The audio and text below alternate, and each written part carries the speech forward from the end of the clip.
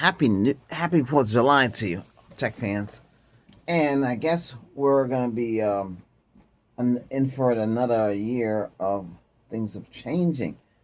So those of you who plays PlayStation and things like that, the console games, they are phasing out the cartridges or the disc. Okay. Well, before you had cartridges, you had ColecoVision had a lot of, and Atari. Atari came out first, then it was ColecoVision, and the 82 was it 84? No, it was 82. Yeah, 82. It was just $200 for his console, but 16-bit colors, like that. But hey, it did what it did. It entertained us. But then that was replaced by disc and DVDs and Blu-ray, and this is the way it is now. And the future is here. By 2028, they're going to give you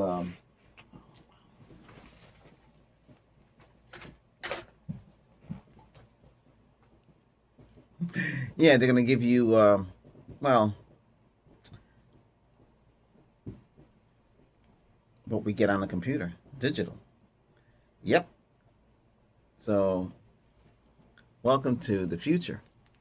No more Blu-rays, no more DVDs, no more nothing. But a lot of you have collections, and you have your current generation, so you should be able to play it. You might be not able to connect the way they have it now, but this is the future. But a lot of you are on digital too, because you have to connect and play with the others online. But you see, everything's going into the computer because that game console is a computer. Um, I had PS1. I had over 600 games for it. I bought it. Had everything. But man, I made one mistake. I went away, and when I came back, my games were scattered. And then my ex let her nephews and nieces use it. Gran Turismo was gone. Best game. I could get around that. I beat everybody in that race. I took at 69. That was the Steve McQueen's Ford. And that wasn't a. It was a Ford, but it was a Cougar. I believe that was what it was. I don't think it was a Mustang, because back then Ford would duplicate everything. They do it today. They did it in the past. They used to duplicate. So you'd have a Mustang, but it would be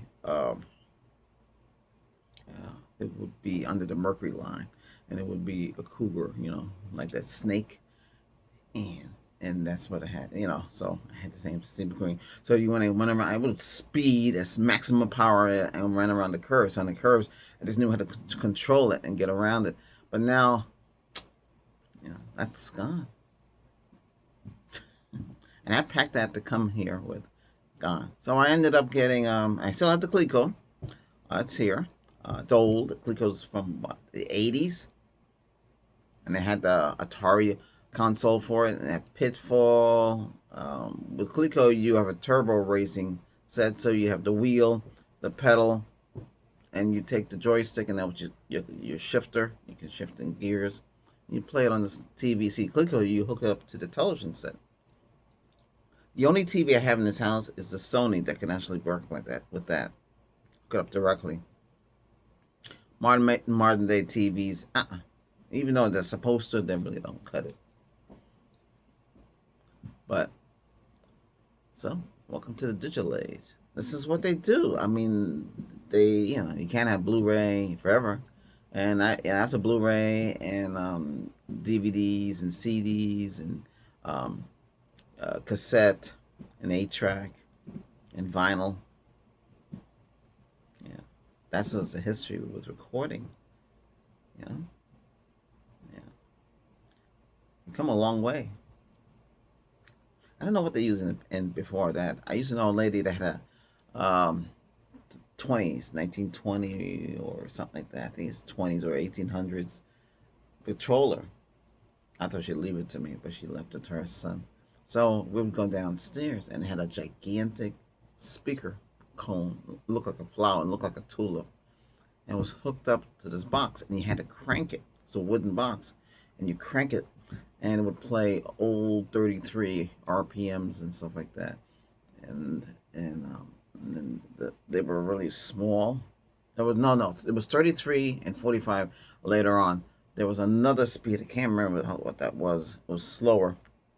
It was the records were thicker, and you would crank it up and it would play it. She's a play song. And she used to dress up like it was 1800s. She had the same outfit on. You know, her house looked like the 1800s. And by the way, well, she was from that time. She was all right. But that's the history that I know. Then from after that, we got the 33 RPMs and the 45 RPMs for listening to music. Then CDs came out.